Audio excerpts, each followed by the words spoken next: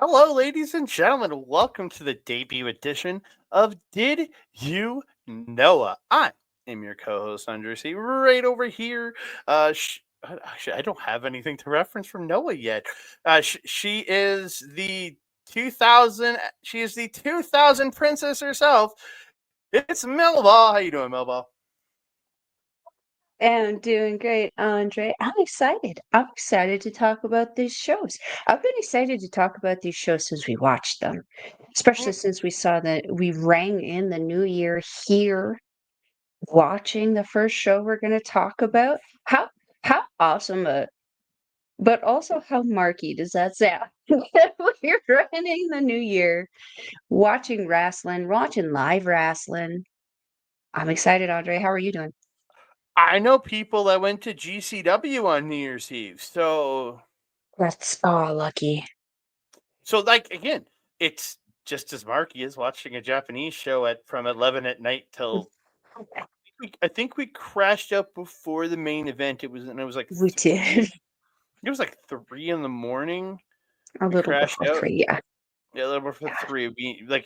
I know Nathan crashed out before the semi main, but yeah. Yeah, yeah. I mean, it was late, we're Mhm. old. We we can't keep up with you youngins anymore, man. Staying up until like 1 in the morning can be a stretch for me now. Staying up till 3 and it was still going. I was like, yo, no. Hey, No hey, hey. yo, hey. No hey. No way. But yeah, I again, I was surprised. I was excited. I literally worked that morning. I worked from 8 to noon that day. Did a bunch of stuff in the afternoon before coming to hang out with you guys all night, and we Hmm. we had some fun. We enjoyed some stuff that night. We enjoyed So festivities, yes. we enjoyed our evening. So Yes. it I'm surprised I made it even that I'm surprised I made it.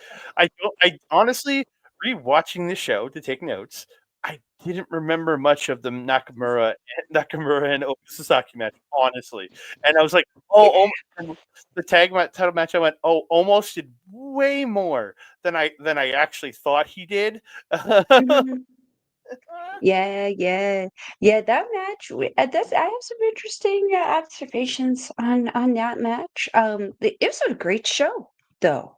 Yep. Just flat out say for like I've been watching Noah for a few months before going into this, but for this being, a nice introduction for yourself, for Nathan, for myself, I'm starting to get to know these guys a little bit more. This show was phenomenal. No, like, Phenomenal. What's I what's some interesting matches, to say the yeah. least. That would a lot of interesting and really good matches. There's a match at your Mhm. contender here. I already got something on my list for our Did You Know bracket for next year. Same. And we got 4 brackets now. We're gonna have 5 brackets next year in our best of show. It's gonna be a long show in 2026. Let's just say that. Well, Yep. we may have to cut some things, whittle it down a little bit, maybe. Yeah. Yeah. No, I watched this show, and again, I'm familiar with some of these guys because again, I've watched Noah here and there, random shows throughout the years, right? Whenever I Mhm. could see it before Wrestle-Universe, before when you would get some footage like online, I watch a match here and there. Again, watch Kaito Kiyomiya over these last couple of years, and I watched Mhm. the stuff over the last couple of years, but it's not. I haven't watched regularly. Don't know many of the characters, but again, there's some few legends here that I recognize. Yeah, and I really Mhm. did enjoy this. It was a great, kind of a really good jumping on point for me personally. Mhm. Mhm. But to some news for Noah, Mr. The Dr. Wagner Jr. is now a free agent. So Yeah. yeah, that sucks for me because I really enjoyed him. It's kinda like a welcome to Noah. Toodaloo. Damn it. And and if rumors are to be believed about one Jack Morris, that there's interest from him from an American company that works with Noah. No I kidding. don't know. No Hmm. kidding. Could it be the same American company that he's partnered with? It just might be. It just might be. Could it be? Could it be? Yeah, that wouldn't surprise me. I mean, look at the guy. You'll see. For those viewers new here, you'll see on the picture. You'll know. Yep, Ooh, yep. matter But of fact, yeah, let's get to it. Let's talk. Let's talk some Noah. Oh, I just dummied myself because I never oh, uploaded the PDF file to for us to look at stuff. damn it, Andre. Yeah, so let's kill some time. Do. Now, yeah, but again, I really enjoyed it, and again, everything I've watched so far. I watched first couple shows. There's another match from the was it 12th, 11th or 12th that I watched. I saw one of the matches. Yeah, Mhm, again, I've really enjoyed what I've watched so far with Noah, and again, the characters are really fun. There's some really mhm, interesting people here again, and I'd like to tie in with WWE. So, two mhm. being said, I've got it. We did it. Booyah. Yay! I'm going to fix it. There we go. So we are here. We're going to first talk Noah, the New Year, which happened on January 1st, 2025. For us, it started on New Year's Eve for us, technically. But yeah, Yes. we kicked it Yeah. off with a 13-person battle royal. The Noah Mhm. Rumble. We're gonna kick it off there. So first two out, you Owada and Harutakoi or Hurutaki are started. In third is Shuhei Taniguchi, who I dude is lanky as hell. But I really like him. He is lanky. He's lanky. And you know what? That size works to his advantage quite a bit, especially in this Rumble match. Because look how hard it was for them to eliminate him.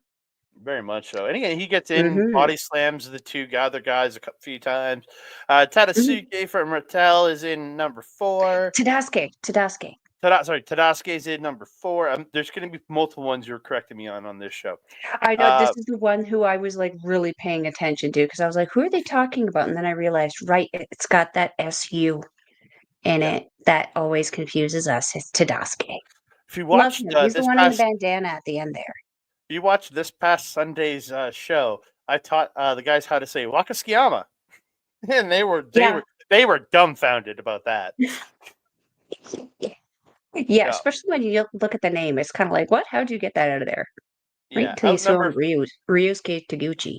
Yeah, out number 5 is Yuto Kikuchi, and then Yes. number 6 is the first person that I recognize because he was the good looking guy that was the faction he was part of. L.J. Cleary. I literally wrote the first Yay. person I know. Out number 7 is the male equivalent of Dump Matsumoto. It is Masao in Inoue or Masao Inoue. Dude, this dude Getting away, yeah. he did absolutely nothing in this match. He got in and stood in the corner. He literally stood in the corner. Out number 8 is somebody I recognize, Saxon Huxley. Mm. I'm pretty sure this dude was in developmental in WWE at one point. I could be I wrong. think that's where think I remember seeing him as well. But again, I don't know. And Inoue had literally just entered the ring. This is when Saxon Huxley made its entrance and got down to the ring just after Inoue. That the entire time had his left. That's how slow Inoue was moving. Um, Yeah. Yu Owada is eliminated here by Huxley. Then he boots Kikuchi off of a springboard attempt, eliminating him to the floor. Yeah, Uh, that made me sad. Zozaya. Zozaya. Zozaya. He is awesome. He flies. He's fast. I really do like him. I'm going to talk more about him on the second night because I really got a chance to really enjoy him on the second night. I really Oh like him. gosh, yeah. The energy that he has is so crazy. His facial expressions, hugely over animated, but I love it. It brings hmm a lot to his wrestling. Yeah, keep going. Yeah. Oh, he was doing Masaki. those knee strides that you liked.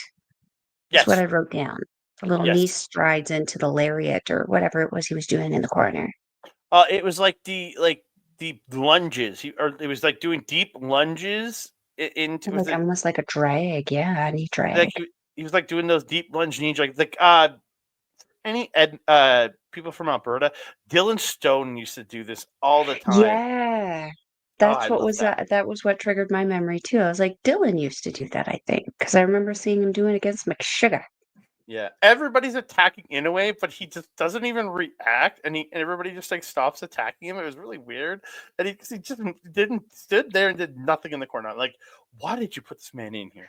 Out number 10 is Masaki Mochizuki. He's out number 10. Number 11, again, somebody else I recognize, Titus Alexander. Again, know him from the indies in the United States, watching his matches, random matches that I've seen online, and some of the stuff he has done in Noah. Love his gear. Mm-hmm.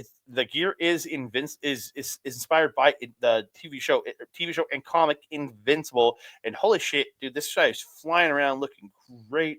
God, This is where I wrote down Inoue has been standing in the corner the whole match. yeah.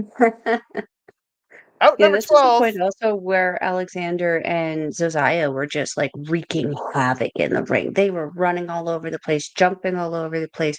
I love that little rolling mule kick thing that Alexander does in the corner where he like rolls backward and boots you in the face and then shows off his core strength by just staying there. Yeah, Jealous. I Continue. out number 12 or number maybe that's not number 12. Yeah, I think out number I don't know if it 12. I matters. don't. I don't think we got the 13 because I don't remember another person entering this match after Dump Matsumoto coming in here, and I'm like, what? No, no. We already So had her in male form earlier. yeah, so she gets carried to the ring by a bunch of the guys that have been eliminated, and one of the other, and she starts caning the guys that brought her out as they're in the ring with her. Mochizuki ends up rolling her up with help from the others and pins her to eliminate her. Huxley gets a low bridge to the apron, and Taniguchi runs into him, sending him to the floor. Mhm. Owada pins Inoue to eliminate him. Then Inoue just rolls back over in the pin and pins Owada. I'm like, wait, he's eliminated. Yeah. He can't. He's not allowed to. Whatever. And I was like, okay, whatever. They're out. Um, I was just like, whatever. Zozaya and Harutoki are sent to the apron by Cleary, and then Alexander off the back of Cleary to drop kick both of them to the floor. Super cool Um, spot. Yeah. Mochi wants to team up and Mhm. eliminate Tadasuke, Tadasuke. but Titus and Cleary turn on him. They help Tadasuke eliminate him. Cleary and Titus like have this really great flipping exchange around at each other. And the Cleary hits a springboard Canadian destroyer to Titus, which looked phenomenal. Lariats him out, and as he's doing that, Tadasuke immediately runs up, dumps Cleary over the top, and Tadasuke is the win. And then Dump cut a promo after the match, but I honestly didn't. I don't care enough about her to go and figure out what the hell she said.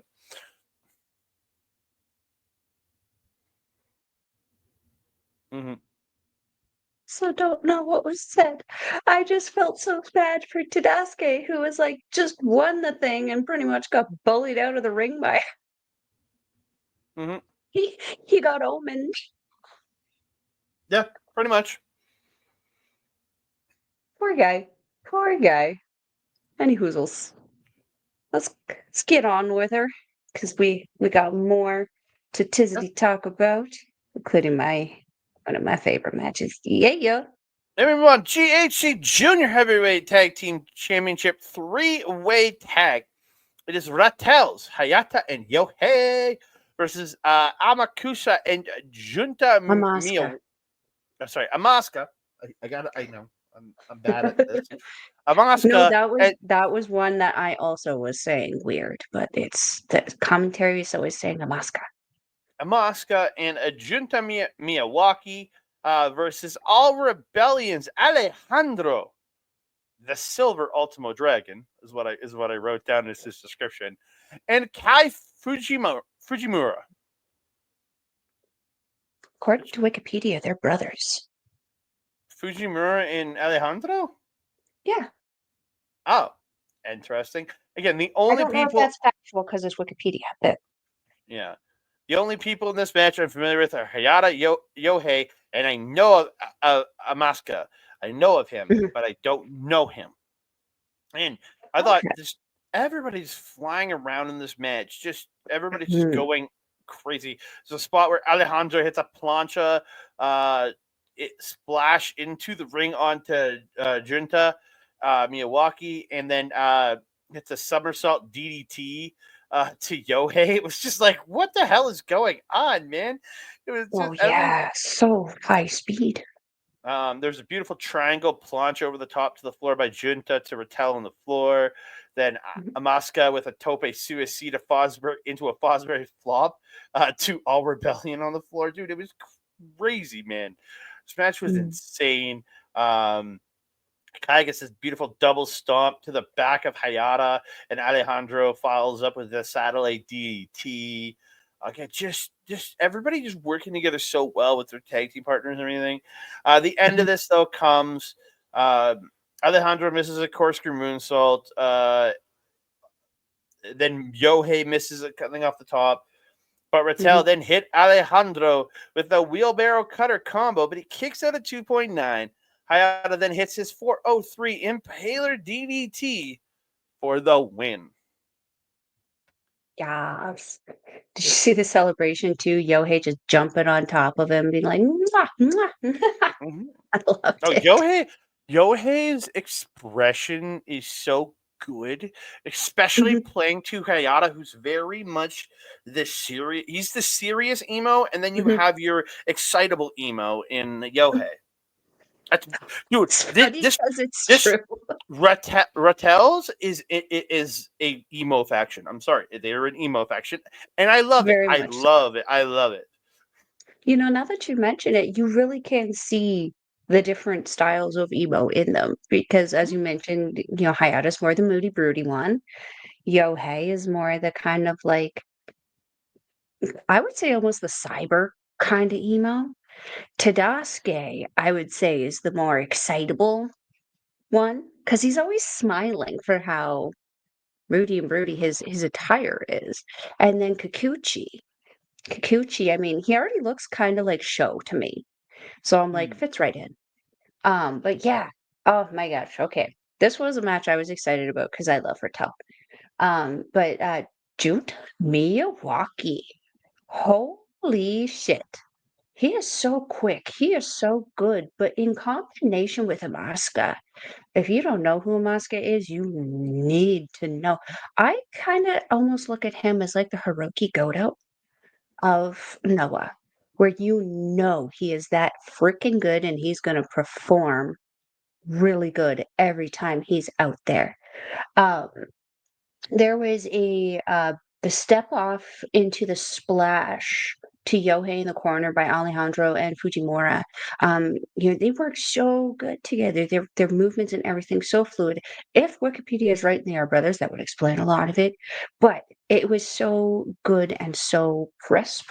There was one point where Miyawaki did a missile drop kick. The height that he got off of the turnbuckle there was crazy. It was like some Kevin Knight height. It was crazy.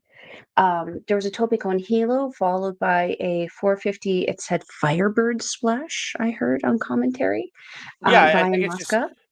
it's just it's the Phoenix Splash, but it's some people just it's just I'm guessing renamed for him. Maybe that's what he calls it. Yeah, I don't yeah. know. But that's what I heard the commentary because I think I was listening to Japanese commentary at this point. I think that's what I heard anyway. It was still mental. Really, really great sequence there by Amaska. There was one point where Yohei, I think you mentioned, missing the stomp to Alejandro, but nailing Miyawaki with a drop kick instead. The fluidity of these guys all together, they worked so well together to put on this amazing match that was so organic, but not like it was not picture perfect enough to make it feel just so good. It was such a well done wrestling match. Yeah, that's all I got for this one. I had fun with Yeah. this. Again, such like again there's such a great way to introduce you to so many great juniors here in this match. Yes, Like it was a perfect 100%. way.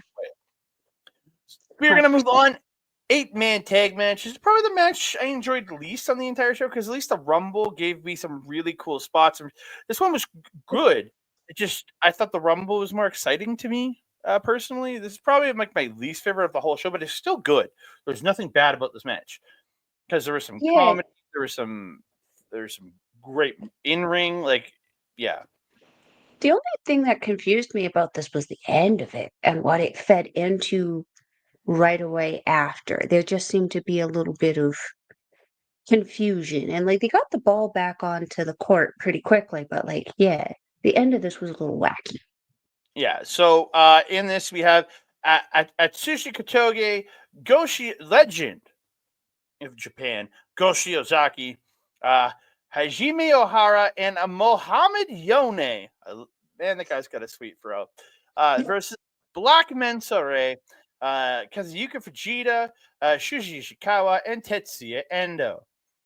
Yeah, I got through most of those names pretty good. I was gonna say that was really good. Well, I know Shiozaki. I know who Yone is. I know Black Mensuri. I know Kazuki Vegeta. I know Shuji Ishikawa, and I know Tetsuya Endo. I know those names. Those names I actually knew right Yeah, before this. So Endo is Atsushi Toge is one I'm struggling with. yeah. Endo is a member of the DDT roster. Has been working in Noah for a bit, and it is official Mhm, now. A few days later, he's officially taking time away from DDT and will be focusing on Noah. Going mhm, forward for the next little while. So that's pretty cool. mhm, I like that. mhm. There's just Endo hits this beautiful power bomb over the knee to O'Hara. I'm like, oh, I love that. I remember watching Michael and Richard Clark almost break Son of Irish when he was 15 Oh, with that yeah, same the power bomb. clandestine show. Oof. Yeah. Yeah. At a show that was 18 plus, we had a 15-year-old Son of Irish working the show. uh, this match is so Shush. good. This was so good, dude. We're fine. Uh, it's been more than 5 years. He's legal now. It's been more than 5 years. We can't get in trouble. Yone and Ishikawa just trading hard strikes and lariat and just slamming into each other. Just the two Mhm. big men. So good, so good. Yes. Shiozaki with the machine gun chops to Mensa Ray in the corner. Uh, Oh, those were like Kenta Kobashi's solid machine gun chops. It's 10 out of 10. yeah, 10 out and of 10. yeah, Tetsuya Endo hitting a Sasuke special or the space flying tiger drop to those Will Ospreay fans out there over the top to the floor. I was like, holy crap, this man that man is not small. And he's doing a Sasuke special over the top. I was like, okay, okay. Um, Mhm. Black Mensa Ray was the comedy in this match. He was pretty funny. Here's Yano. He makes me think of Daniels' old character Curryman. Um, Yeah. He does a rope walk, like gets like grabs the guy's arm, goes up, does the rope grab, walk, jumps down to Shiozaki, and pokes him in the eye. I pose. Yeah. Yeah. So Springboard, I ridiculous. poke. Shiozaki is having none of this. Hits this rough looking lariat to Black Manta Ray Yeah. that he lines up and hits another even harder looking lariat. I thought he killed him with it, and he gets the Yeah. win. But holy, like this match, I had a great time watching this. It was just the match I think I had the least amount of fun with, but this was a good match. It was a really good match. Yeah, yeah. Okay, I don't sorry, have a sorry. whole lot to add. Mm? The next match we're going to talk about is the match I like the least. You I have opinions on it. They're not terrible. Um, Oh no! The 1 minute match. yeah, I know. I Oh, have okay. opinions on it. It's not terrible. Um, I definitely felt there was, as much as this was just a straight out hammer match, I felt that there was a couple little stories in here that we ended up seeing come into fruition in a later show. I think the next show, Mm, which was the ever growing tension between Atsushi Kotoge and Tetsuya Endo. We saw that kind of begin because you got all the. I chimed in where I had notes, but you got all the notes I had. perfect. This after the bell rang, Endo and Kotoge were fighting. I really like Kotoge's wrestling style. His look really bothers me. I really don't like it. I don't want to say why, because I don't think it's relevant, but, like, I don't like it. He needs a haircut on the face. I think is would fix it everything for me. He needs to trim the facial hair. But anyway, the fighting after the ring was kinda chaotic. I thought they was setting up for something, and it was. There was also it was interesting to see Ishikawa and Yone fighting as much as they were back and forth because they had been partnering a little bit going into this. But Noah kind of seems to be a little like Stardom sometimes in that they'll throw together some mishmashy teams that don't make a whole lot of sense, and then they'll just be like, "How about you?" Hmm. People are like, okay."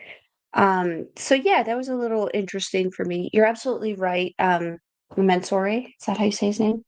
Yeah, Black Mensore Mentor, was yeah. definitely um, the comedic relief in this one. And then it gave Shiozaki a little bit of a boost going into the next night's show as well. Um, this was where also the confusion for me really started to grow because I was like, why is Fujita still in the ring? I don't even like I was looking at my notes and I'm trying to remember the match. I'm like, I don't even really remember Fujita doing much in the match.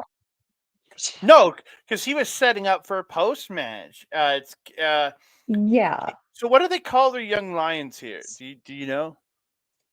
You know what? I don't know. I Okay, don't so one of Noah's trainees, Daiki yeah. Onishima, comes out and Mhm, he gets a challenge against Kazuyuki Fujita. 1 minute mhm, match, he's got to survive. So mhm. Onishima starts on attacking, unloading strikes and dropkick, and Vegeta's just standing there, and Vegeta gets him, takes him to the mat, misses a penalty kick, kicking the rope, and he hurt. I think he bends over, and Onishima just up kicks him in the face. I was like, nice. Yeah, yeah. Kim got some surprising offense in on this one. Oh yeah, he goes for a German, but he's not getting it. Fujita hits this rough looking lariat, and then he just kneels on the kid for the pin. One, two, but he gets a shoulder up, and you're like, oh, he didn't murder him. Okay. Uh, Jita hits, lifts him up, power bomb with the stack pin, but the 1 minute time limit expires. But Onishima is out cold off the Yeah, the power bomb. poor kid. Yeah, Oh my god! yeah, he was non-responsive, poor thing. But see, I understand why you mentioned beforehand that this was not. Do you have a graphic for it, by the way? No, Or no? no, Oh, okay, okay. no. There was no Um, graphic put out for it. There might that's have been fair. afterwards, but I didn't see one. That's fair. That's fair. Um, yeah, I wrote down adorable attempt by German at the German Biodashima. Oh, Yep. you know what though? As much as this may have like, for the quality of match, obviously, it was it was meant to be a beatdown. Mhm. But I do appreciate that they're giving one of their younger lion guys an opportunity a few matches in. Like, Mhm. it's not a pre-show thing where the people who happen to have made it through the doors first get the opportunity to see it.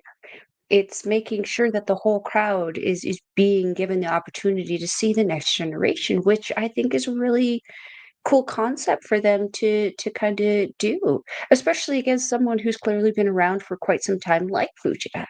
So, yeah, it was again, wasn't my favorite, and the poor guy got knocked out. Um, but I think it was a great opportunity to show off Mhm. their young talent until we find out what that is officially called. It's a great way to show off the young talent mid-show to the full audience while they have their attention. Yep. I agree with you fully. I Mhm. really do. Yeah. So we move on from here. I just went to the wrong place in my notes. I apologize because I got distracted. Move on to a brother versus brother showdown. It is El Hijo de Dr. Wagner Jr. versus Galeno del Mal. I thought Hio was the biggest luchador out there. No. It's Galeno del Mal. He is bigger than his brother, and his brother is pretty goddamn big. Yeah. 10 years difference between them, too. Yeah. Mal Del Mal hits a Rana, sending Wagner out, and hits a tope con hilo to the floor. Almost just missed smacking his head off the apron on that tope con hilo. Or if his brother had, like, I'll say this, Hio saved him on that because he stepped forward, kind of got under him, and like as he was coming down, he kind of like lifted up to make sure he didn't crack his off of the apron. But it's still, to see that man jump like that was amazing. Like, Oh, yeah. Oh, yeah. The way that these luchas just have the capability to move for the size that they are is absolutely insane. mhm. Great rope walk into a code breaker, followed by a Wagner driver by heel Dr. Wagner Jr. for 2. There's a beautiful BME at one point in this match by Wagner, but Malcolm kicking out of everything. He does eventually fight back. They're trading hard shots. Mal hits a spinning lariat, but he only gets 2. The end of it comes. Mal hits the second rope moonsault for 2, pulls the straps down, fires up. He gets the Galeno special. And for any y'all in here in Alberta, it's a cradle version of Rich King's 867 driver, and he gets a win. Yeah. So I made the comment with Nathan, and I think Nathan kind of really drove it home. Um, it was an interesting match because there was 2 luchas in it, but it felt like a pretty un-lucha-esque match. It was just a really great wrestling match with some lucha tendencies. So I didn't know if in that kind of respect if he was disappointed or excited about it. But I had a great time with this match. I didn't actually take too many notes on it just because I didn't really know too much of what was going on. There was a lot of stuff that I don't know the names of, and I didn't want to mess them up. But yeah, the emotional kind of story in this one though, where there was like a sense of urgency coming out of Galeno Damal, trying to get that one up over his older brother. I enjoyed that going into it, and I enjoyed the little vignette that we got beforehand also going into it, telling us of the story. Yeah. You know what I really liked though? The next match. Oh, match of the year contender up next, Kenoh. Being on, I guess New Japan Pro Wrestling's Kenta, but if rumors are to be believed, like everything Kenta's got booked for the next little bit is Noah. Again, I'm not mad if Kenta went back to Noah at this point. Like, Me neither. And New Japan has been, you remember, if we have a thing in New Japan. If you're being Kenta'd, it's not a good thing. It usually means you're being put in something with the intention of giving it your all, but not actually being rewarded for it. yep. And again, I don't want that for Kenta. So if he's back to Noah, if he's done with New Japan, he's back in Noah, I'm good. If he wants to make sporadic appearances on maybe some American shows just to get some good matches in with people, sure, I'm down. But let him be in the Noah guy. Mhm, I'm mhm. down with that. Because he is American based, and if he's working with Noah again, maybe that means we get a sporadic WWE appearances from him, and maybe he comes in as, Mhm. again, maybe they can rehab what they did to him. They Let's not and say we did. Yeah. Again, they start slapping each other, booting each other. It just, it's Kenta versus the man that he inspired. Like, Kenoh Mhm, has stated that Kenta is one of his inspirations in professional wrestling. He mhm, influenced him so much in professional wrestling game, and was there, and he mentored him coming up before he left. mhm, Before Kenta left for WWE, he was one of Keno's mentors in pro wrestling Noah. So mhm. yeah, like you can see it in Keno's game. that he very much takes like some of the things he does from Kenta, like he learned from Kenta. Very much so, yeah. Again, Very this much so. like the Kenta kicks in these are just crazy, but then Kenta responding with his own kicks, and they're just as brutal in here. Um, Mhm. Kenta like dropping like does a couple like kind of basic knee drops, like kind of does it like just the drops the knee. Then Mhm. he goes Mhm. like he's looking like he hits it like it just looking like he was gonna hit the big one, but then just jumps over and like back kicks him in the face. And this fires Keno up, but Kenta doesn't like that it fired him up, so he hits him with a DDT, and this is where he drops that big like jumping knee to the face, and he gets two. Mhm. Fucking loved it, man. Again, this match was Mhm. so about like the DDTs, like the DDTing each other, striking each other. That's what this match was. There's a spot Kenta gets Keno into gets something in the ropes and hits a DDT, um, flying kick in the corner. Then he gets a hesitation drop kick. Kenta goes up, hits coup de grace for two. Again, so good. Again, they're going back and Mhm. forth, beating the piss out of each other. Keno gets an ankle lock at one point, and then just lifts the leg up and kicks the leg of Kenta just to damage. Yeah. Oh, then it Spicy. follows it with like a sick looking PK. Again, these two going back. There's Mhm. like Kenta getting the knee to the back of the head in the ropes at one point. Keno fights back and it hits a head kick and a bridge and drag suplex for two. Just so much good. So good here. Kenta at the end here though. Kenta hits a head kick to the knee, Kento on his knees. The as people call them, the yes kicks, but again, stolen from Kenta. Um, he hits those, but Kento kicks out a 2.9 after absorbing a bunch of them. Kenta then pulls Mhm. the knee pad, gets Kento up, GTS, and Kenta pins Keno in a match of the year contender for anybody with a sane mind. This is a match of the year contender. Amazing. And then Kenta wants the handshake of the match, but Kenta refuses. The Mhm. birthday boy, Keno. This is Keno is a New Year's baby, and he can't even get a handshake after the match. He got one before the match, but he couldn't get Yeah. man like dude. But that's Kenta, right?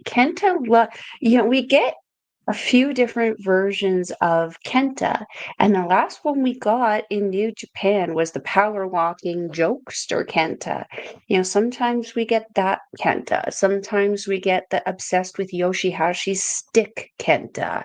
Sometimes we get the very serious, moody, broody Kenta who feuded very well with Hiroshi Tanahashi. This is Moody Broody Kenta. Mhm. Moody Broody Kenta don't pull no shit. Um, yeah.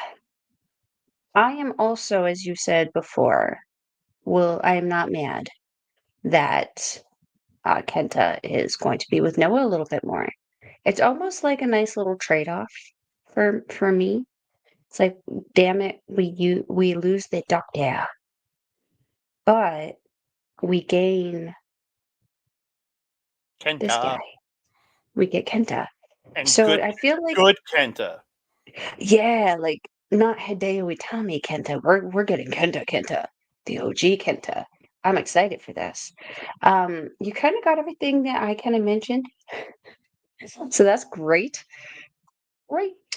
Um, yeah, this was definitely what I would consider the definition right now to beat for strong style match.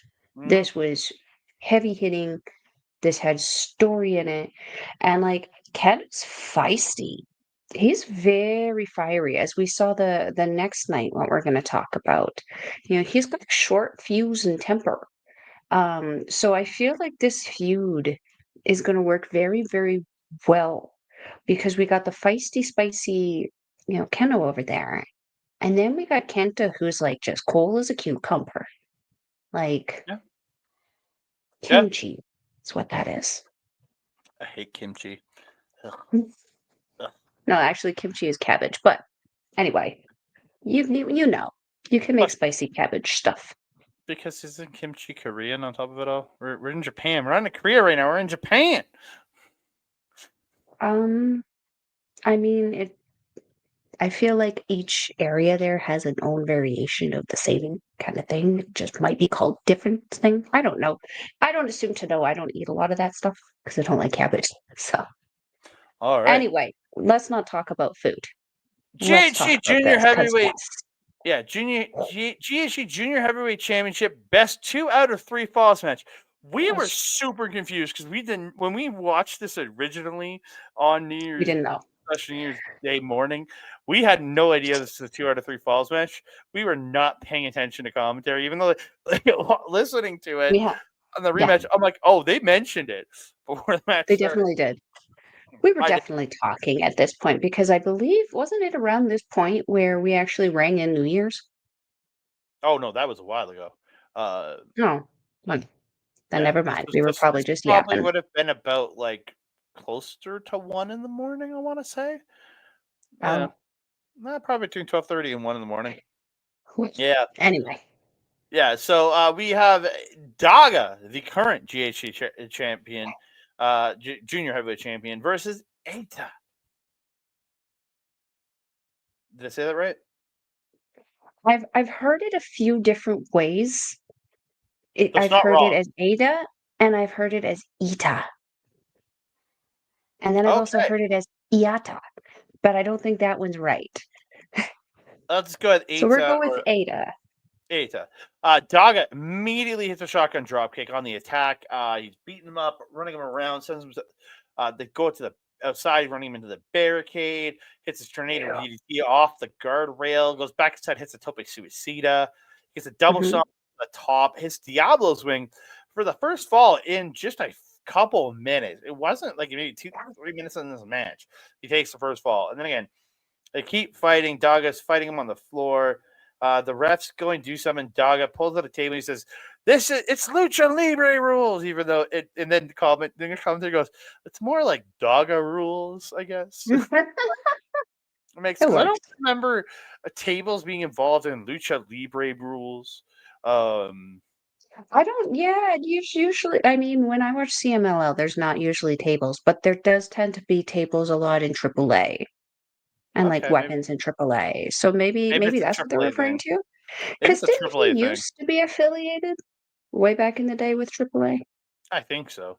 Yeah, I Daga gets remember up. me too. He gets him on the table, gets Ada up there, and he hits a cradle pile driver through the table. Mhm. Oh, Yeah, that's a Ada. cradle. I wrote gotcha. I That would guess make sense that that's not it. I would say I was saying cradle because again I just go by Jerry Lynn used to do it where he'd put it through the leg and then drop down. It was called the cradle pile driver, so I've called it the cradle pile driver my entire life. But again, See, I was going with it Minoru is Suzuki. again that is a Scotch strap pile driver. Yes, it's Scotch strap pile driver. It's all the same in the end. It's all the same in the end.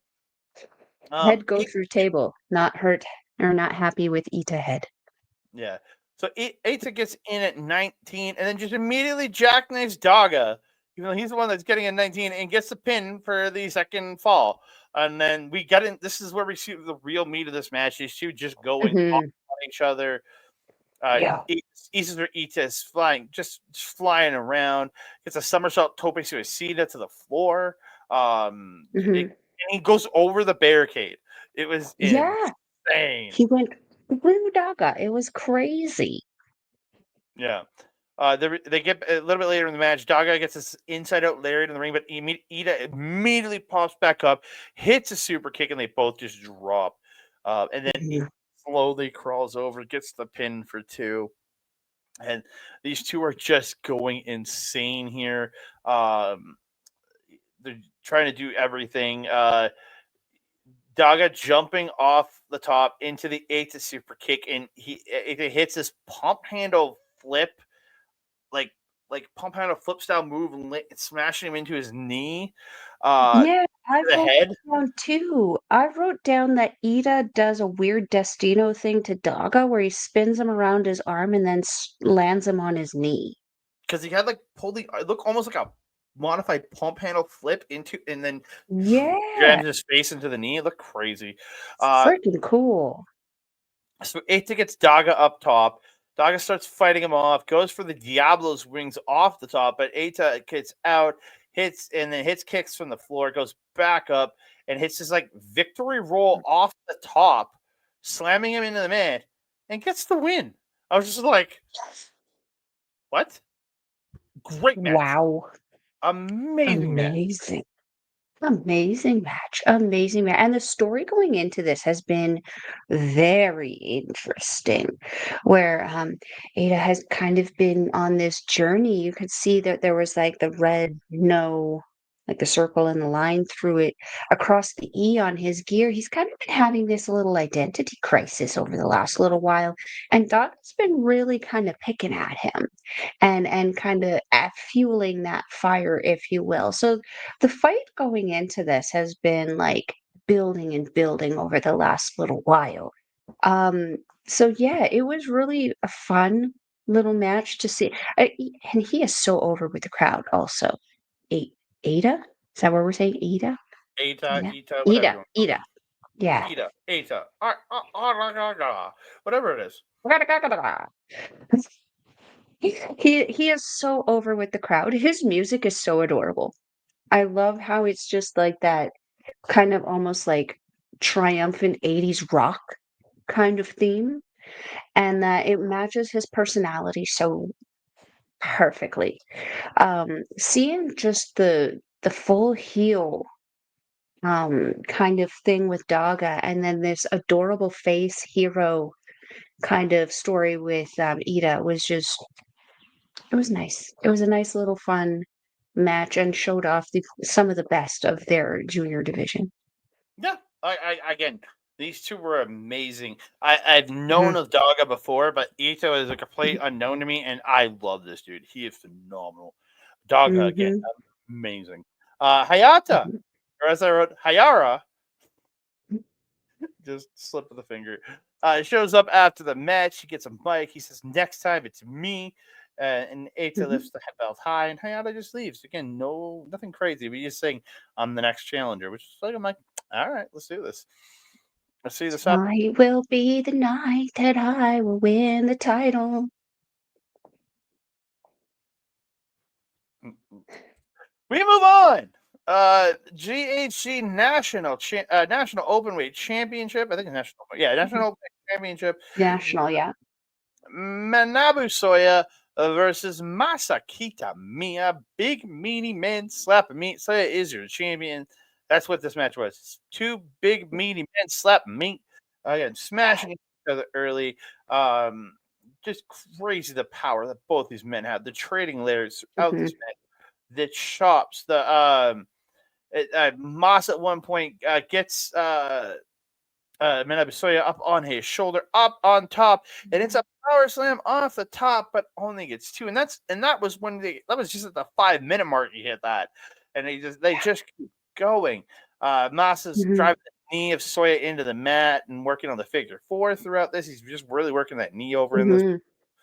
and it's a modified figure four. It's like it's figure fourism, but he's like on his knees working on it. It was really weird, but I like, Yeah, it's almost Deathlock-ish.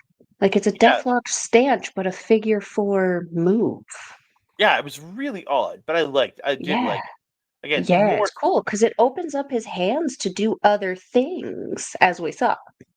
yeah, again, so much of these two are just, and then like in that figure four, Soya is like slapping Masakita Miya. It was Mhm, um later in the match, Masa hits this double knee gut buster, stopping a DDT, mhm, and hits a pile driver, but it only gets two. He transitioned into the modified figure four again, fires the crowd up. Soya fighting, gets some ropes. Both men start going for their big moves, but both are blocking them. Masa hits that double knee gut buster again. Um, Soya gets Masa on his knees and hits a DDT for two. Soya then hits big strikes, hits a jumping DDT, and he gets the win. I was like, no, I was behind Masaki to me because I remember him from not he was actually not at the Wrestle Kingdom a couple of years ago. He is from the earlier days of Congo that I remember him Yeah. from. Yeah. Yeah. Wasn't he? Yeah. I thought he was a part of the Congo. No, that was Manabu Soya. Oh, Manabu Soya was Chris part of Harding. Congo at that point. Massa left Congo in 2021. I wonder where I've seen him before that. Yeah. What do I see here? Yeah, big meaty man slapping meat. First note. Mm-hmm. Um, there was a huge Samoan drop by Kiyomiya, followed by a senton that was super solid. Again, just these guys popping off their big move. This was a big move match. We mentioned the standing figure four, Soya chopping back. It didn't work. Um, when these guys started, okay, they traded brainbusters, they traded spears, and they traded lariats, all in sequence before finally falling down for the lariats. Just again, big meaty men slapping meat.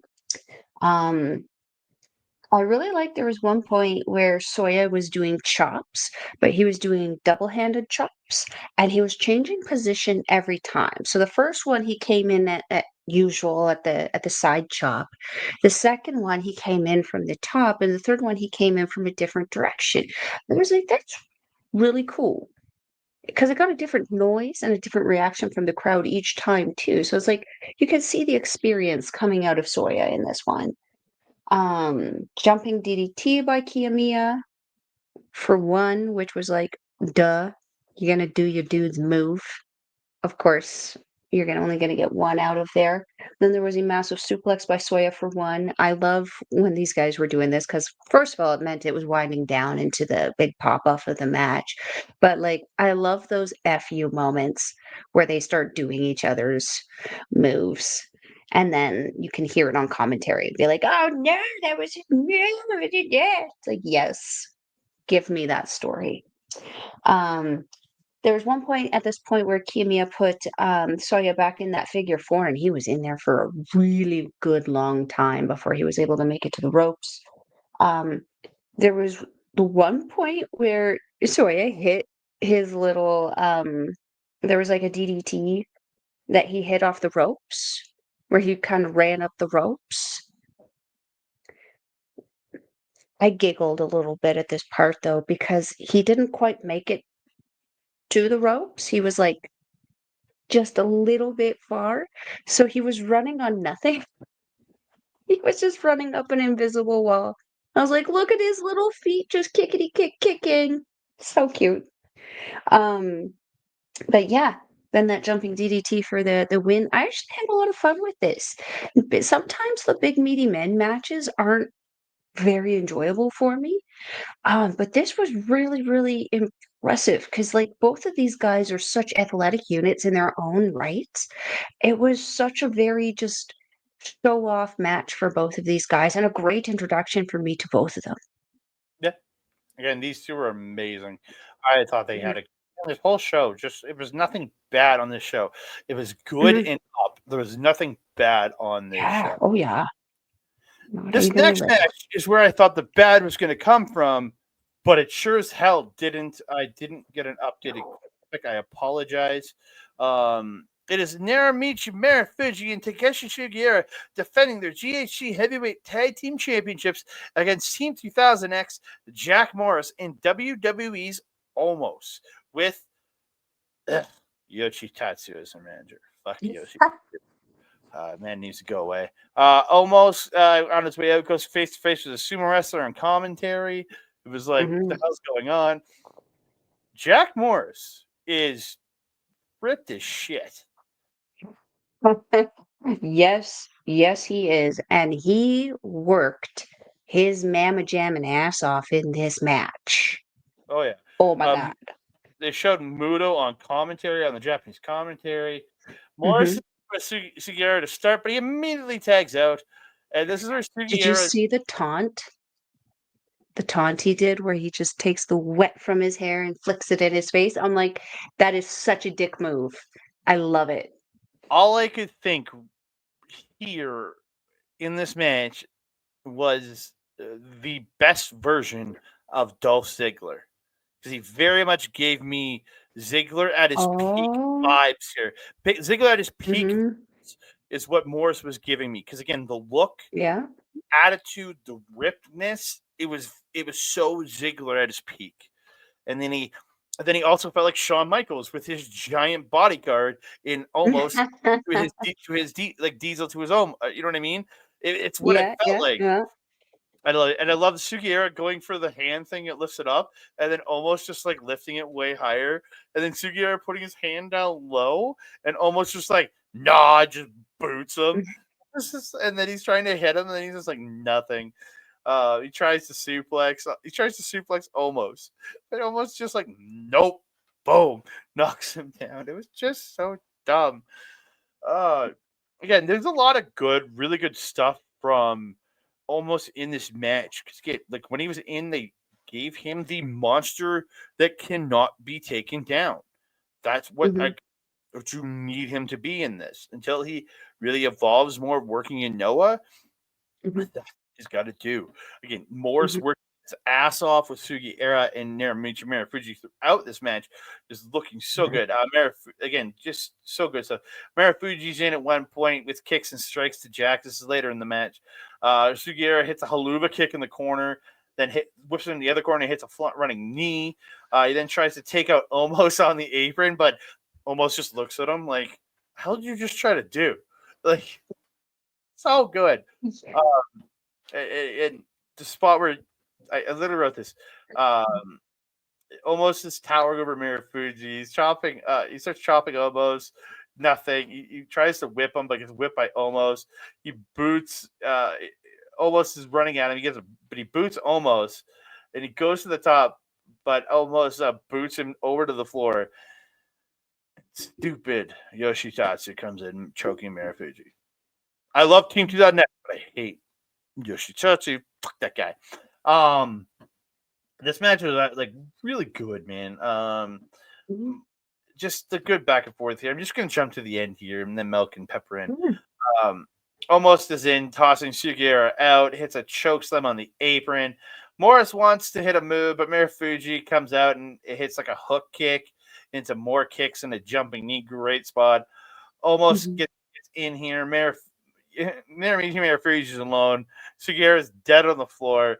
He slowly turns around, and he sees almost catches the punch, whips him, uh, and hits a back, like whips him off the ropes, the back body drop, then picks him up, that double-handed choke bomb. It's over. We have a new GHC Heavyweight Tag Team Champions, Team 2000, Mhm. Jack Morris and Omos. I'm drawn to these, like, Bullet Club-esque, hate-esque Mm-hmm. factions Yep. in companies in the LIJs, because arguably Rattel is an LIJ faction here. They're very over, but Yep. they're listed as a heel faction, but I don't see too much heelish tendencies out of them unless absolutely necessary. Whereas Team 2000X is straight up heel. Straight up heel, and I Mm-hmm. love it. Um, yeah, as I mentioned, Morris worked his ass off in this match. They really, really played to Omos in this one in his minimalist kind of mentality. As you mentioned, I think they're kind of like restricting him doing too much until he gets a little bit more work in. But Mm-hmm. what they really did is play to hit the strengths that he does have, which is that intimidation factor with that size. And Morris really helped accentuate that even further. Marufuji and Sugiura just oof, Sugiura, sorry. Sugiura. I don't know how to say his name very well. Yeah. But yeah, they played to this so well, and the crowd was so into it. It was great. Um, and what did I not jump in on? Minimalist teacher strength. Character work in this again for Omos was so good. really, really getting him to be that moody, broody, limbering, threatening giant that you need to be concerned about.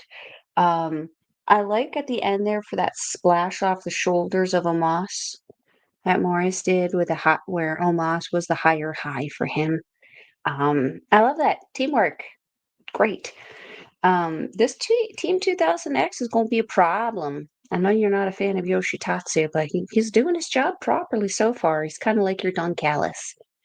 Mm, no, he has nowhere near the managing ability of a Don Callis. Don Callis is a legend. I'm Yoshitatsu just saying is a in your joke. hate for him. I don't hate Don Callis. Don Callis is amazing. I would never have hate for He, Don Callis. Andre, he is your Don Callis. No, he just I Keep don't up even with me, bud. I'm You not know what even I'm I saying. will not even give him that much respect. Yoshitatsu is shit. He was never good at any point in his career. He's shit. He was terrible in the Guess He was terrible as a Bullet Club hunter. He is terrible. I guess Pro Wrestling Noah disagrees. Yeah, they're dumb. We move on. It is Shinsuke Nakamura, the current WWE United States champion, versus Ulka Sasaki. Um, it is the legend versus the man he inspired in professional wrestling. Like, because hmm Shinsuke was a professional wrestler who became a straight up MMA fighter who won a few fights. I think he was 3-1 in his career in MMA. And then Uka was a UFC fighter before coming to Pro Wrestling Noah. Again, Shinsuke was one of his biggest inspirations. You could see that in his style and his work. And this was hmm a straight up just these two dudes kicking and striking the hell out of each other for a majority of this match. Okay, so commentary made a comment saying Shinsuke Nakamura is the person who retired the Great Muta. I'm like, no, he didn't. And then I looked it up. I'm like, oh yeah, he did retire the Great Muta because Great Muta last match was at Noah the New Year the year before. That was the last Great Muta match, and then we got Keiji Muto matches. The character of the Great Muta retired on the 1st of 2024. Keiji Muta retired after, after wrestled Naito and then had an impromptu match with Chono. See, this just ends up looping back to our conversation that we had on the weekend. It's all about how you word things. Mm-hmm. It's all about how you wear things. So yeah, he did. I was so confused. I'm like, yeah, he did retire the Great Muta.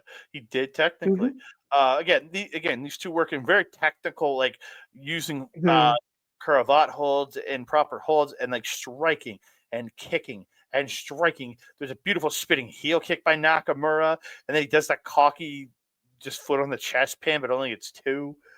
hmm Again, these two are just going hard with each other with the knees, the kicks. Again, they very much using that shoot fight style. I really did like it. hmm Fun spot here. They're striking each other, and Nakamura hits this beautiful knee. Then Oka comes right back with this beautiful looking cutter. Um, and both guys, Oka scoring the bridging German for two. Nakamura dodges into the hmm corner, hits the kick to the back of the head, but Oka then kicks Nakamura out of the air on a dive.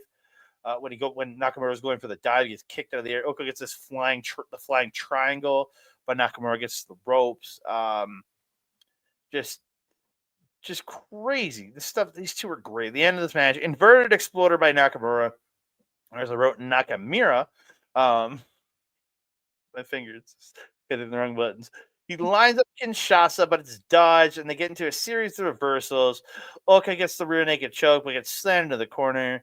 The Death Valley driver by Shinsuke Nakamura gets countered into a shining triangle by Ulka Sasaki. He's hitting elbows while he's got him in the triangle, but the ref gets hit by hmm Nakamura, and Nakamura black mists Ulka.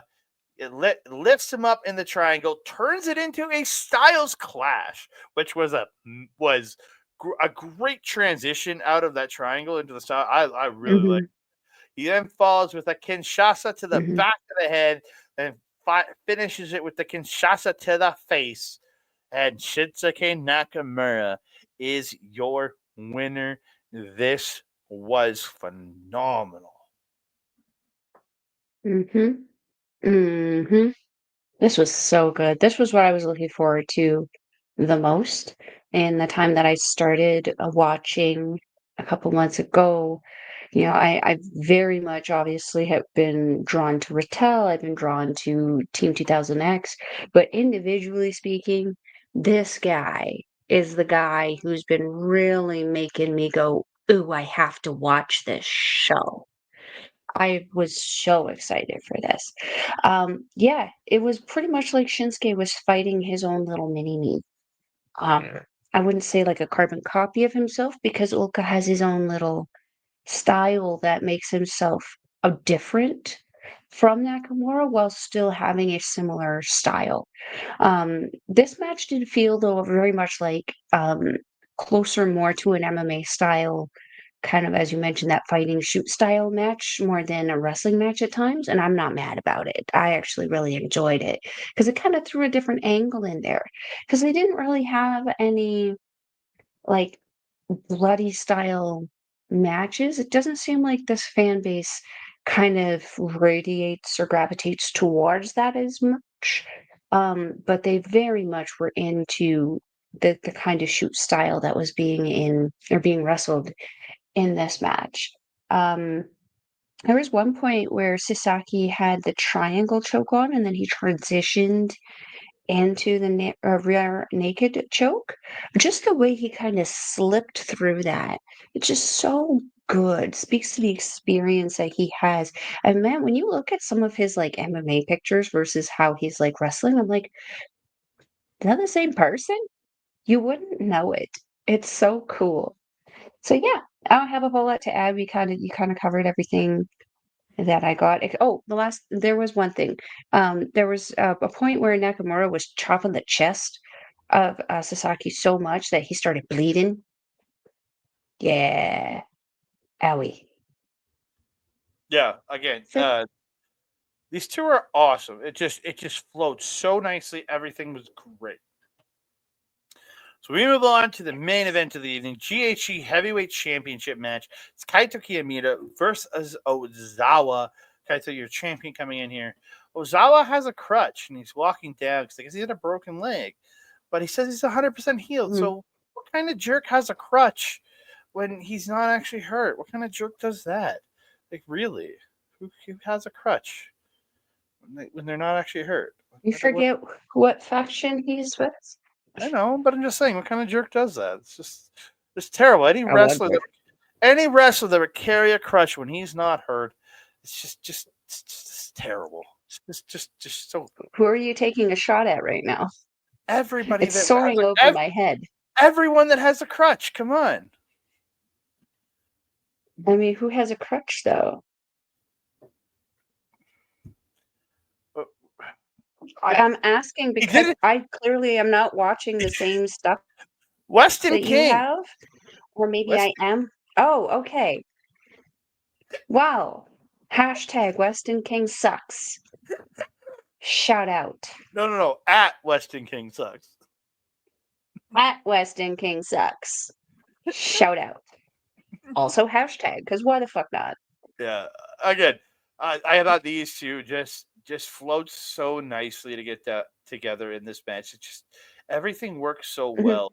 Ozawa gets Sorry, Kaito down. real quick before you get into the match, can I comment on the vignette beforehand?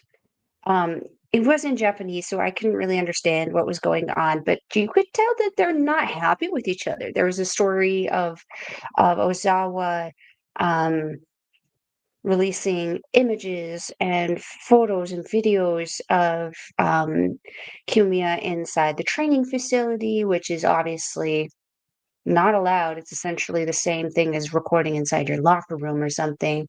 He was reporting on injuries, he was leaking information. Um, but what I loved about the whole video montage is they were playing the movie Fantasia, the Disney movie? Mm. You know the part where the demon on top of the hill is releasing all the evil into the world and it's like bum bum. Bum, bum, bum, bum, bum, bum. That's all I'm singing because I am not a good singer. Anyway, I it I had that haven't watched that music movie since behind it. I say I haven't watched that movie since as a child, and when I was a child, I really didn't like that movie. So I'll send it to you after this, but I got a kick out of it. It was really, really funny to me, but also very much set the tone for how this feud was. Because Kaito Kiyomiya, you know that, he's essentially Noah's Gabe kid. He's actually a very calm, cool, collected person till you piss him off, which is very much Gabe kid. He's actually pretty calm until you piss him off, and then he goes psycho. Um, Ozawa has kind of been all crazy all the time and really just picking at Kiyomiya to a point where he's exploding, losing his temper. He's kind of becoming Kenoh a little bit, a little spicy. And it's to a point where he's kind of that menacing evil that just kind of stalks Kiyomiya in his sleep. I kind of love how the music worked so well with it. Now let's go into the match because it was great. again, so good. Ozawa avoiding Kaito early on. Wouldn't let Mhm. Ozawa gets Kaito down, rolls him out of the roll. He rolls out, so Ozawa starts dancing around, and then drops Kaito in the ring and does like this flip into like this pose, being a dick. Kaito's just It getting was very a Naito pose, hey? it's better than Naito's pose, better than Naito could ever do. Because for Mhm. one, he got into the pose even better than Naito could ever do. And I he's can't lie there. Kaido's insane. So Zawa gets an O'Connor roll for two, then he hits a PK and a standing moonsault. Again, these two just Mhm. like you could tell how much these two hate each other. Um, Mhm. they end up on the floor, fighting on the floor, whipping. Uh, Uzawa's choking him with the crutch. He breaks the crutch over him. He whips him into the barricade repeatedly, and then Kaito reverses one, but crashes into a barricade trying to splash Ozawa.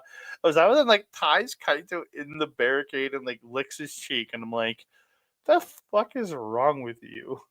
That's been one of the things that he's been doing to really piss off and piss with Kiyomiya in the time kind of leading up to this. Seems to be his thing. He likes licking things.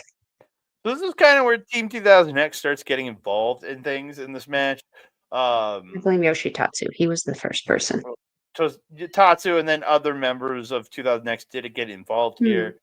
Flying lariat by Kaito in the ring. He's fighting back against Ozawa. He gets running strikes. Kaito hits a springboard elbow to Yoshitatsu. He ends up drop kicking Ozawa to the floor, hits a tope Mhm. con hilo over the top to all of 2000X on the floor. So all Rebellion really all gang up on 2000X and take him to the back.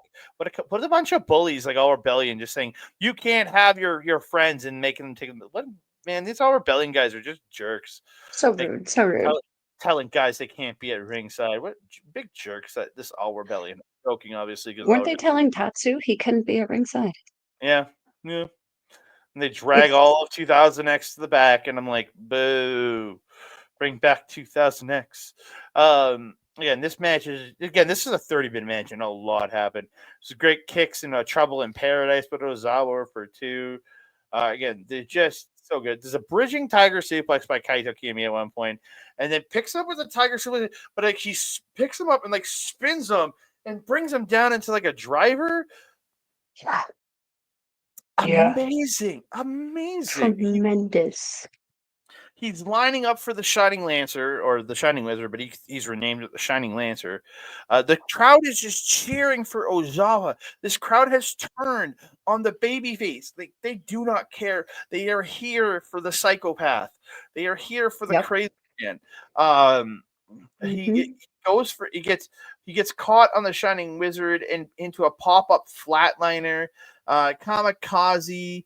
Uh, by Ozawa, but he goes and then landing on his feet, goes to the top rope, goes for the moonsault, but misses, but lands on his feet and hits a running shooting star press for two. Amazing. Yeah. A Yeah. little bit later in the Oh, match, Ozawa goes to the top. He goes for the Phoenix freaking splash, but Kaito rolls out of the way, and he crashed hard, Yeah, and yeah, I he was did. praying he did not just Sky Sparkle himself. And if you don't want to know what that means, is go look at Kota Ibushi when he did on his last Phoenix Splash. That's Sky Sparkle. Yeah. But it was but again, I was just like, damn. I'm gonna jump to the end of the match here. Almost makes his way out. Ozawa with it kicks gives Kaito a kick to the inner thigh, and Kaito goes down. If you catch my kick to the inner thigh. Ozawa's firing up, lines up, uh, hits a big kick, gets two. Ozawa licks Kaito Kiyomiya, hits a drop kick, pump handle power bomb by Ozawa for two. He goes to the top, hits the Phoenix Splash, and ladies and gentlemen, we have a new GHC Heavyweight Champion, Zozaya. I wrote down S5 for his finisher because that's what Oh, I'd heard on okay. commentary, but I don't know if that's right or not. Um, yeah. Okay, for starters, when Ozawa came out, the crowd immediately behind him. It didn't even take this match to start to turn them on Kiyomiya. They were booing him from the moment he came out. This was very much we see this in New Japan a lot, where like there's one particular place that is not a fan of Tai Chi and they boo the hell out of him every time he's there. I feel like this might have been was it maybe Ozawa's hometown? I don't know. But yeah, crowd was not a fan of Kiyomiya. But he didn't wrestle like he cared. Not to make him sound like he didn't, but, like, he wrestled his match the exact way that he would wrestle that match if the crowd was cheering for him. He would still play to the crowd to play to whoever was cheering for him. He would still do everything the same way. Like, it's almost like he knew what he was doing as a face and what to do with crowd interaction. See what I did there? See Yeah. what I see what I snuck in there? Um, but yeah, so yeah, I really enjoyed though the dynamic of this, how it created that confusion for Kiyomiya throughout the match too. Because even though he didn't care, you could see there was some moments of like, what the frick? Like, I am your babyface champion. You guys are supposed to like me. It was confusing for him as much as he didn't care, but it worked out very nicely. I do love how Ozawa was just messing with his head throughout the whole match, doing the licking thing. There was one point where he was biting him. There was one point where he did, I think, what commentary called the most nonchalant pin that they'd ever seen, where Kaito was down. And Ozawa just leaned back on him and put his hands behind his neck and just crossed his legs like he was just chilling on the beach. And Kiyomiya was a bag or something with his towel in it or something. I don't know. It was funny. Um, there was okay. I have to also comment. I love how crazy you can tell Kiyomiya is going to get based on his hair. As it gets wetter and also drier, explain how that works throughout the match. It like gets wetter down here, but drier up here. So we got this wetness, but then this like blonde poofy fro thing going on that I just feel adds to his character a lot because then you can see the desperation a lot more when he comes up and his very, very good facial expressions, Kiyomiya, in combination with the wild hair, it just it works so well and plays so much into the overall feel of the match. Um, there is one point where Ozawa missed the moonsault, but then went into a standing moonsault. Really freaking cool. Just super talented guy. There was a second rope power bomb that I think you mentioned. That was when he started biting Kiyomiya, which I was like, "Don't you put it in your mouth." Um, I loved when Omos came out and chants started for Omos. Meanwhile, Kiyomiya's in the ring, like, beacon at him. They cut to a long shot of Omos walking down the rampway toward a screaming Kiyomiya.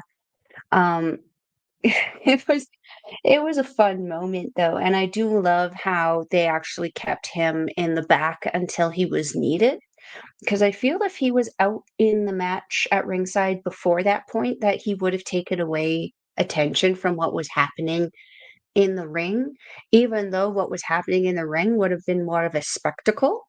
I feel Mm. like people would have been like, "Oh, what's he gonna do?" And they'd be more paying attention to him. So I feel like this whole night was just booked around making Omos look really, really, really, really good. Really good for the minimalist wrestling style that they had him doing. He did perfect. His presence this night was perfect. Yep. Um, Low blow by Ozawa on Kiyomiya, and Whoa, then he whoa, did whoa, whoa, whoa, whoa! It was an inner thigh shot. It was not a low blow. It was an inner thigh shot. inner thigh shot by Ozawa to it, and then Kiyomiya is stunned there, and he hits Kiyomiya with his knee, but there's always that little fire up thing that Kiyomiya does, this little Hulk fire up thingy. Ozawa doing the most hilarious, like, ragdoll imitation version of what Kiyomiya does before hitting him with the knee. Again, just adding so much of the pestering and the stalking and just the antagonistic nature of Ozawa in this match and in the story in this match. So good. So good. Yeah. I'm gonna stop nattering about it because we have another thing to talk about. Yeah, the other thing I'm just gonna be giving out finishes and stuff on that match. We're not gonna go in depth on the second show. But No, no, we're gonna especially because we have a talk about tag rumble. yeah, and I'm just gonna do your entrance in your order, and I'm gonna tell you who won that shit. That's all I'm gonna tell you. Sure. So we're gonna talk Pro Wrestling Noah's New Year Reboot, which happened on January 2nd, the following day. Mhm. I don't have match cards. This is the only graphic you're getting, ladies and gentlemen. Cool, cool. You get a 6-man tag match. It's Mhm. Amaska, Aita, whatever, Aita, and Junta Miyawaki versus RATEL'S, Hayata, Yohei, and Yuto Kikuchi. Again, this was a really fun match here. Aita's brainbutt Mhm. to Hayata looked amazing. Um, Mhm. but Hayata ends up snapping the arm of Aita, pulls the arm over the head, locks it up, and Aita is forced to submit to his eventual challenger. So Hayata, Mhm. obvious number one contender with this. So, okay, what the hell did Hayata put him in? It's like his arm was trapped back here, but he also had him in that camel clutch style kind of pull up there. Was that like a triangle? That's not a triangle. No, but he had the arm like pulled up behind the head with the hand facing towards down the back. I Yeah. honestly I want to say that's not a key. I don't think it's a key lock. I don't. I gotta figure out what We that. may have to look it up, but it looked really heckin' cool, Mm-hmm. whatever it was. As soon as he started locking that up, I was like, dang, what is that? That's freaking cool. Um, One thing I wanted to mention about this is that the crowd was very, very into Amaska and Kikuchi when they were both in the ring. I Mm-hmm. feel like that's gonna be just based on how that went, how that interaction went, and how they kind of were afterwards. I feel like they're setting something up, a meeting between Kikuchi and Amaska, and I'm here for it. I love that. Kikuchi is quickly running me over. Probably also that, but he's winning me over as a fan in Rattel because he's just he looks like Sho, but has a build and wrestles like Shingo Takagi. You Mm-hmm. know I'm going to be all over that. So yeah, that's all I got to say on that. I did have a lot more notes, but I will go on forever. We Yeah. don't need that. We moved on. It was a tag team rumble. Again, very similar to the 13-person battle royal from the night before, just all tag teams. Mhm. So in first, Yes. Black Menso Ray and Masakita Bien. Number 2, Titus Alexander and Ulka Sasaki. Number 3, All Mhm. Rebels, Alejandro and Kaya Fujimura. Number Mhm. 4, LJ Cleary and Zozaya. Zozaya. Ah, I keep wanting to say this. It's for some reason just there's a really good spot where Cleary and I'm gonna call him Zoe from here on out. Zoe hit a disaster kick Death Valley driver combo to Black Manta Ray. I really like that.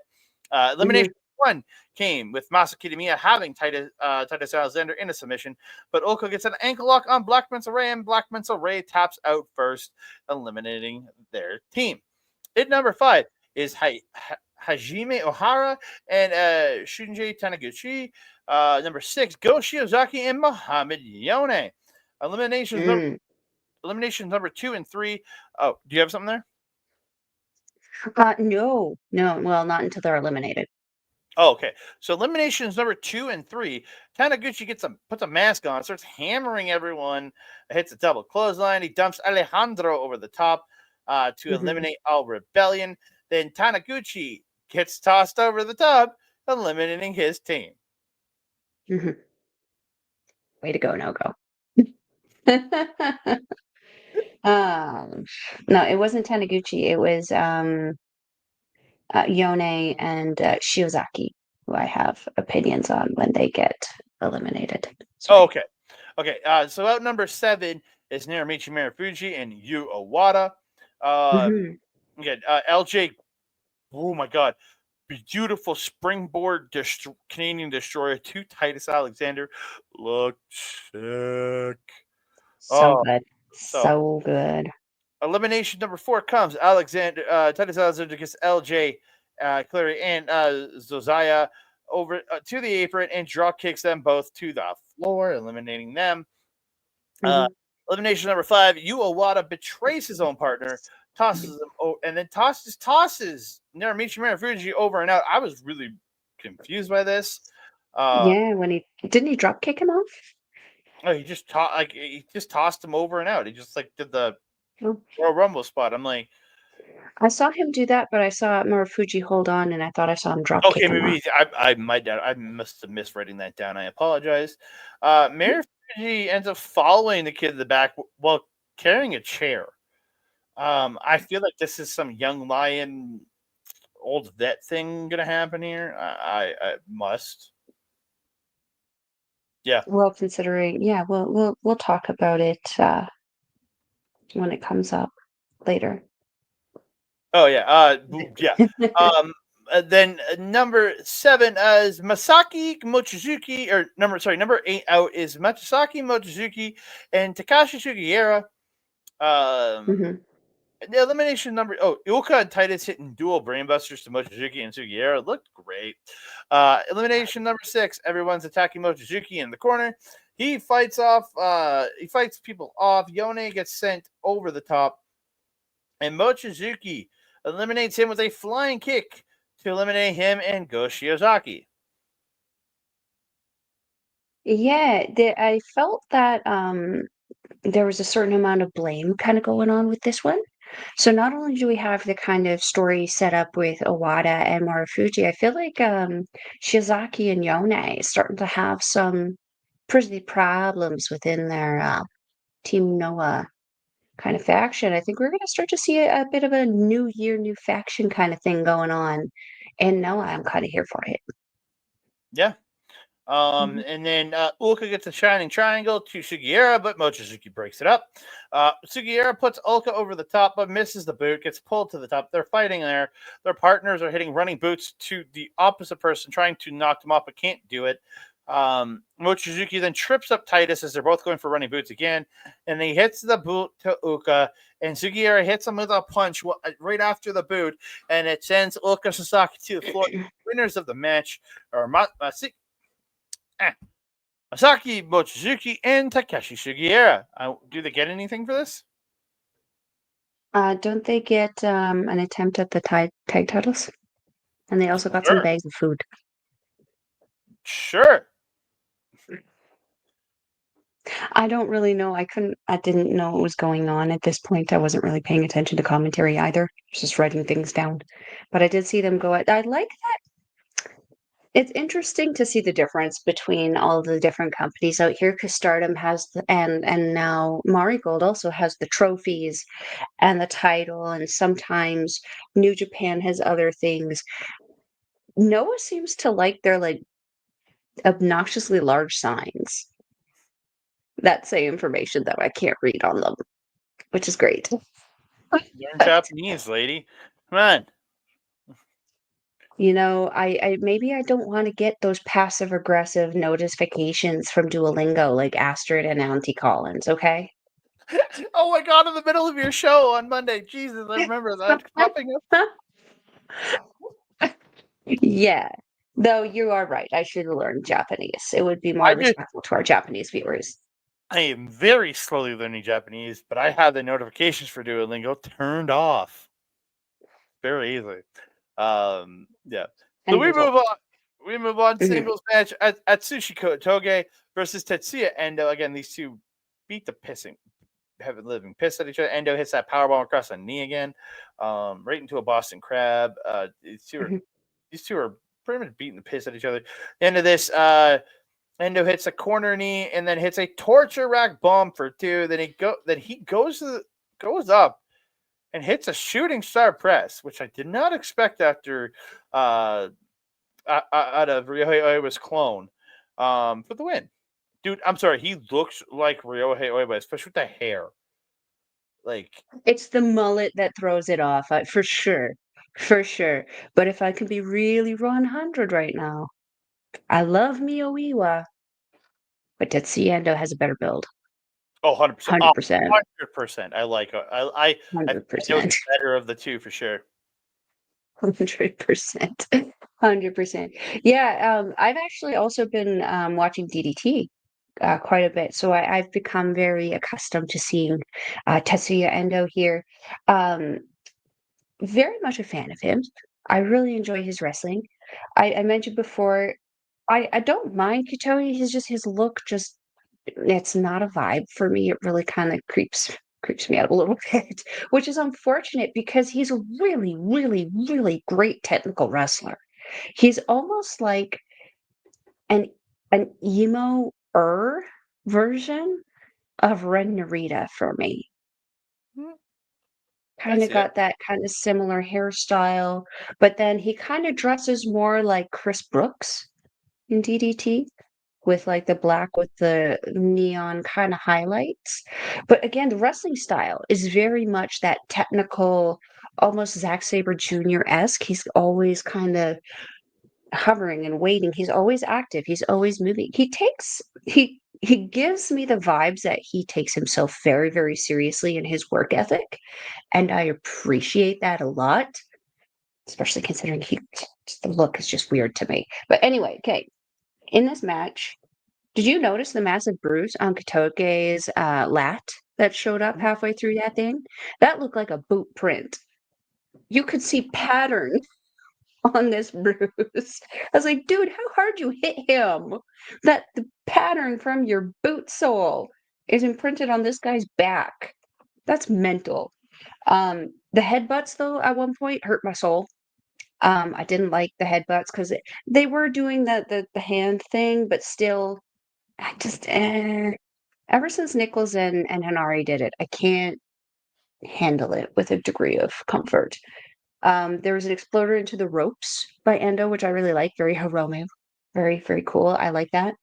Um, and then the last thing I wanted to say was there was a spinning torture rack bomb by Yeah, Endo that looked yeah. That's what I. so That's part of the finish. I said, yeah, beautiful, yeah, yeah, beautiful yeah. that touch work bomb.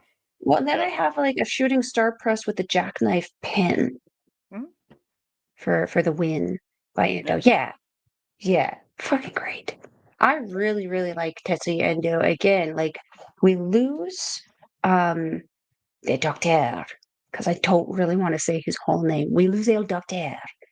Um, but we gain Kenta, and now we're gaining Tetsuya Endo. And that might not mean a lot to you right now, but boy howdy, is it gonna. Yeah. Yeah.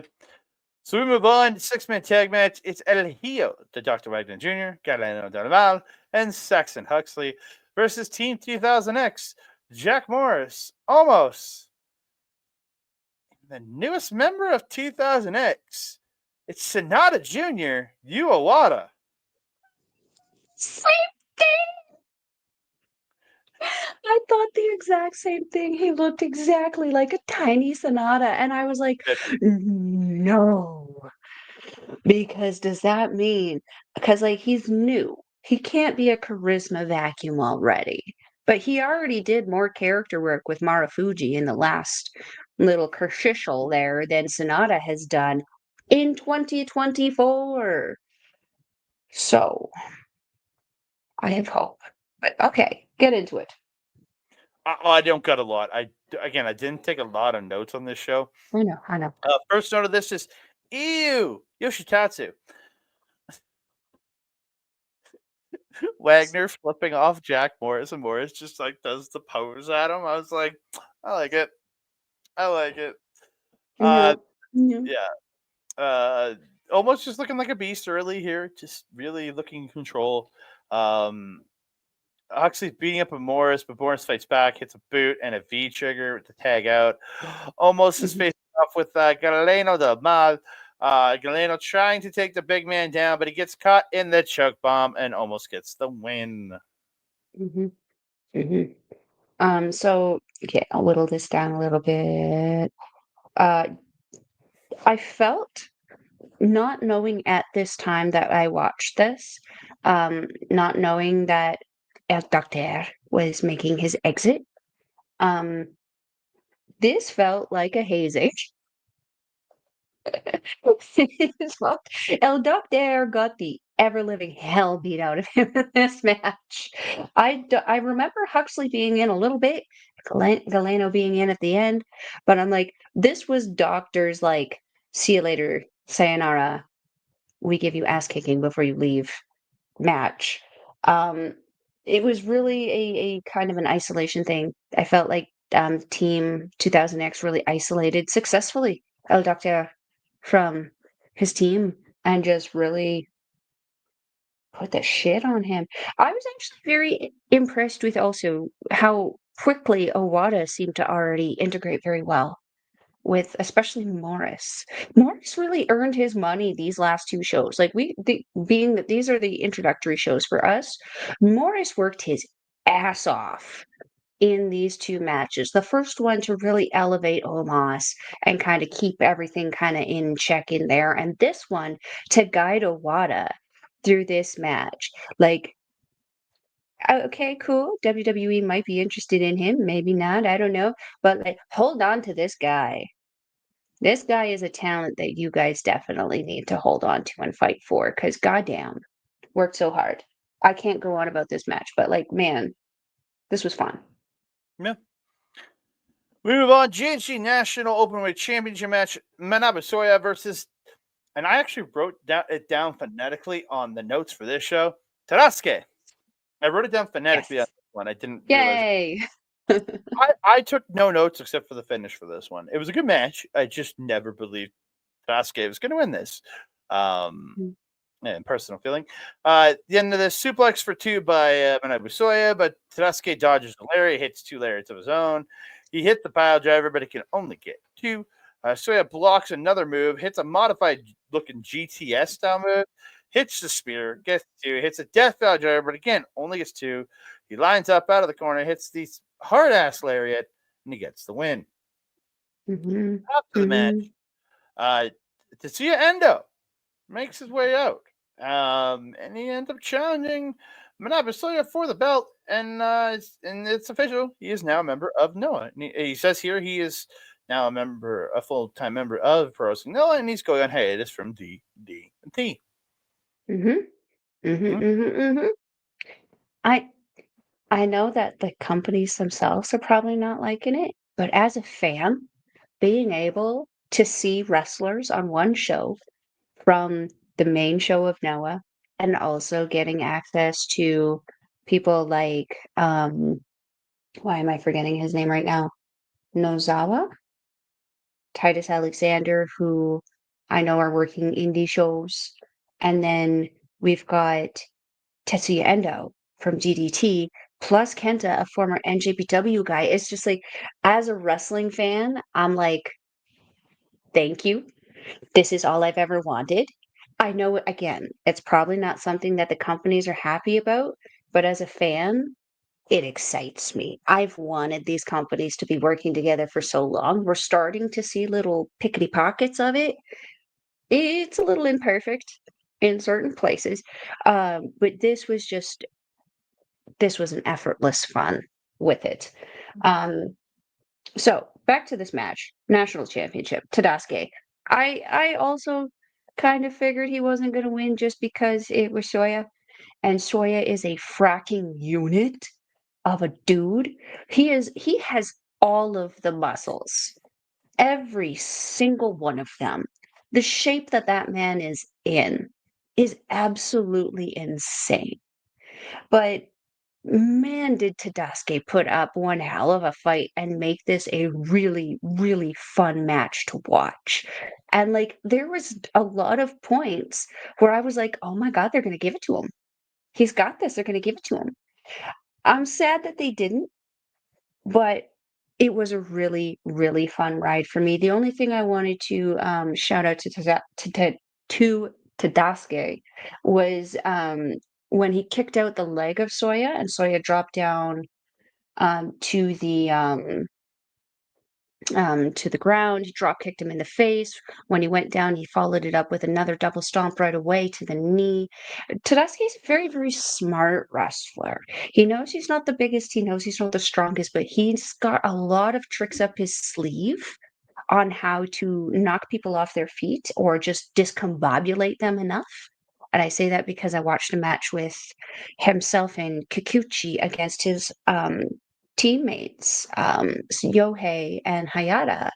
And like he's a very sneaky, smart little wrestler. I think you're gonna really like him, Andre. I very much do. Mhm. We have our main event. It's All Rebellion's Kaito Kiyomiya and Kenoh versus Team 2000X Daga and the new GHC Heavyweight Champion Mm. Ozawa with Yu Owada and Yu Yoshitatsu. Um, Real Ozawa. quick before you get into it, did you notice the difference in the crowd? The crowd the night before I mentioned was booing the ever living hell out of Kiyomiya. This crowd, staunch opposite. This crowd was very much in Kiyomiya's corner, not in Ozawa's corner. And we saw a different wrestling style come out of Ozawa as a result of it, whereas Kiyomiya was perfectly fine. It was very Yep. interesting to see. Take us into it, man. Yeah, Ozawa using the cravat on Kenoh. I freaking love a cravat. I'm always down for a cravat. And I wrote, fuck Kaito. Kaito Kiyomiya's dropkick is a thing of freaking beauty. Yeah. Hmm. Yeah. It's just picture perfect. That's almost like I can see the comparisons to Okada, Kazuchika Okada in that moment. Yeah. So good. Ozawa hits this running drop kick to Kaito in the corner that just made this really gross sound. Like the Yeah. crack of it just sounded brutal. Then he goes to the top, hits a missile drop kick off the top for two. Kenoh gets in here. Ozawa's begging off from Kenoh, tries to use his belt, the title belt, but Kenoh gets the kick. He goes for the dragon suplex, but Ozawa flips through it and he starts hitting kicks in Trouble in Paradise for two. He gets a kamikaze, but misses the moonsault, landing on his feet and hits that running shooting star press. This is where Ozawa then licks Kenoh's face. I told you it's his thing. I'm going to jump to the end here. Kenoh misses a coup de grace off the top. Daga then pulls in the ref and to get hit by Kenoh. Ozawa hits Kenoh, then Kaito Kiyomiya with the title belt. Daga hits a cradle pile driver, but Kenoh kicks out the last millisecond. Daga goes for a move, but Kenoh small packages him for the win. Team 2000X proceeds to attack Kenoh after the match until KENTA makes his way out. Kenta then and Ozawa are facing off till Ozawa leaves. So there's a hint of a little. If there's a hint of something there, I mean, I know if Ozawa was challenged by Kenta, he'd be like, yeah, sure. But like, there was a very, there was a sass off. Did you catch it? Mhm. Right before Ozawa left, he was beacon at Kenta, and Kenta, I think, was doing the Stone Cold Steve Austin thing to him, and Ozawa just went, "Yeah, whatever, I'm not doing this with you." I think he was doing the what? Or just how Kenta was moving, he kind of seemed like he was going, huh? Huh? Huh? Mm, And Ozawa eventually went, bye. Not my circus. I liked it. It fed to both of them. It took away nothing from either one of them, and as it said, it kind of lays down something. It's like if Kenta's not quite done with Kenoh yet, at least he has some direction to go. yeah.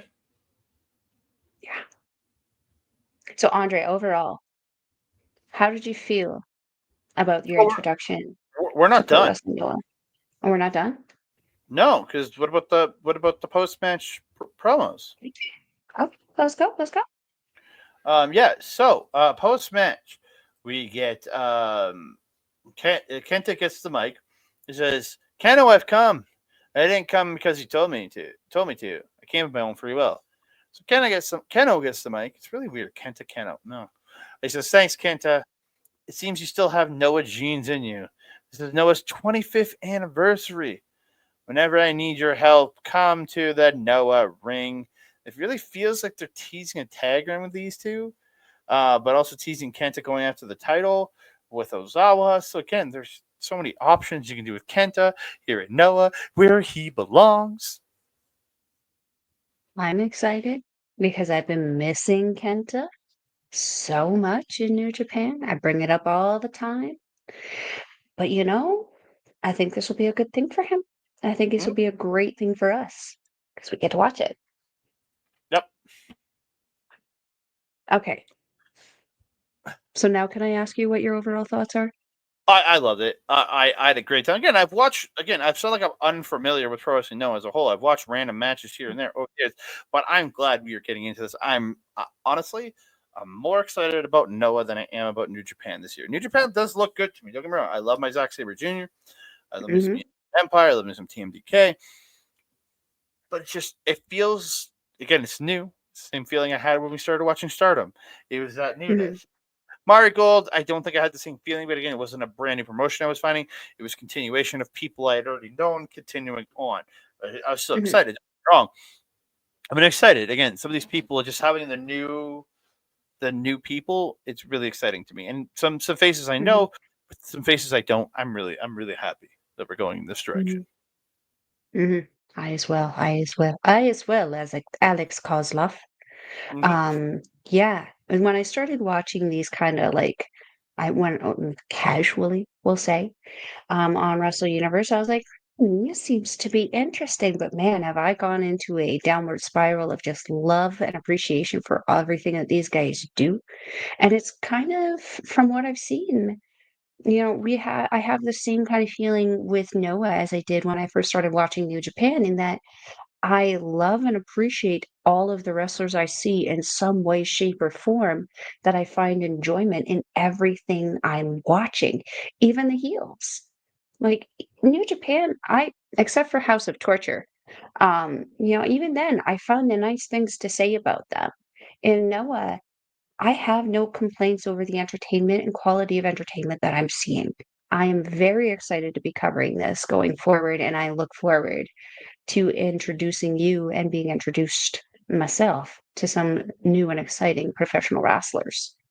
Heck yes. Heck yes. Heck yes. Hmm.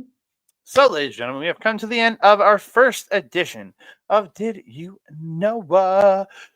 You can find me on the X and Blue Sky at That Canada Guy, TikTok, Instagram, and Threads at That Canada. You can find me on Facebook at Andre Melball Wrestling Talk, and our YouTube page, youtube.com/ at Andre and Melball Wrestling Talk. You can also find us in audio form, A Plus Productions on Facebook and aplusproductions.com. You can find the RSS feed and for the A Plus Wrestling feed to add us to your podcast catcher of choice. Please go over to A Plus Wrestling, check out the wrestling feed, as you can find myself, Boris Aguilar, and our boy Yorkie, as we do our worst of 2024, which was really fun to shit on some stuff. I made sure Mel was represented when I yelled about Evil and House of Torture. Do not worry. I But appreciate. I but appreciate. but my worst female of the year was Mel's favorite gimmick of the year. Go check out what that was. I'm scared. You can also find me over at our local establishment on Twitch and YouTube. Check us out over there. I'll be back next week uh, to do our Marvel talk on the Sunday. Sorry, on the Sunday, on the Wednesday, most likely, we're gonna chat the 2025 preview show of what we're talking about Marvel for the rest of this year. There's going to be so much. And then you can find me this Sunday, Point of View, as we chat the NFL playoffs and just doing general bullshit as we all hang out and do have fun on that channel. We don't what we're gonna do going forward now that predictions are over. We don't know, but we're gonna have conversations. We're gonna have fun, and we have some games so we might be playing. So come check that out. And one more shout out, Mike the Ref over at Backbreaker Video, youtube.com/@Backbreaker Video, simulcasting all of our stuff. You can see him live at twitch.tv/Mike the Ref for all his gaming content and his AEW watch alongs. And you can see the gaming replays over at youtube.com/at Backbreaker_gaming. Melball, can I find you? Yes. If you're wanting to find a Melball, you can find her on the X thing at Collins Melball. You can find her on everything else: Facebook, Instagram, TikTok, Mastodon, and Blue Sky. I don't know how much longer TikTok, but it's there. Melball Collins. You can also find me on our local establishment programming with this guy every Friday at 8 p.m. Mountain Time for Japanese Wrestling Update. Unless it's not. I did that wrong, didn't I? This week is going to be a live episode, though, because we don't have any wrestling going on in the city. Yeah, we get a break. That's nice. So we will be live here 8 p.m. Mountain Time. You can also catch me on Monday for the Women's Classic Wrestling with the talented natural Astrid, as well as the beautiful Auntie Collins, where we are going to be covering the Mae Young Classic from 2017, the first ever Mae Young Classic. This is my introduction to some of these ladies. I've never watched this tournament, so we're having some fun. Astrid has seen some of 2018's Mae Young Classic live, so she kind of knows more. It's been a hot minute since both Auntie Collins and Astrid have seen the tournament, so we're having a lot of fun sharing our ideas and sharing our thoughts on these matches. So that is at 8 p.m. Mountain Time on Monday. What else? You can also catch me on Astrid Pizarro's YouTube channel where we do our show, Ladies Wrestling Showcase. Go check her YouTube channel out also, because her Astrid Ask is going to start heating up this year. So you want to stay tuned to see when she is also having some new interviews. What else? If you're wanting to watch Noah, we will leave the link in the description box below. It is wrestle-universe.com. It is, how much yen? You know this one. 1,298 yen, or roughly $10 American. 10 Canadian, 10 American, 10 American, which is like probably like 10 and a half. It's still a shout out, Sean Spears. More Sean Spears, better.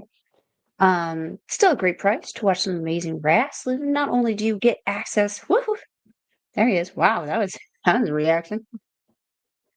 Wrestle-Universe, you not only get access to Pro Wrestling Noah, you also get access to the company that Tetsuya Endo came from in DDT. You also get Marigold. You also get Tokyo Joshi Pro. So much more. So go check it out. Andre. Gan Pro, Mari Gold, Sendai Girls, Michinoku Pro, and Real 01. So much wrestling. So little time. Andre, my trusted friend and colleague, do you have anything else to say to the beautiful people? Again, just want to say thank y'all for joining us. I really do appreciate it. Please check us out on all the great stuff. A Plus Productions, audio form, aplusproductions.com. And if you so go there, check that out at a CRSS feed. And if you're watching us on YouTube, whether it's on Dream Wrestling Talk or after the fact on Backbreaker Video, thank you so very much. Please like the video, subscribe to the channel, comment down below. Don't forget to share us out, tell your friends, family, and just weird little emos that you know. And don't forget to hit that notification bell so you can be alerted every time we drop a new video. Ding dong. Hello. Hello. It's a little late though. Maybe don't answer No. that. And that being said, I am your Melball. Over there is Trey. We will see you next time.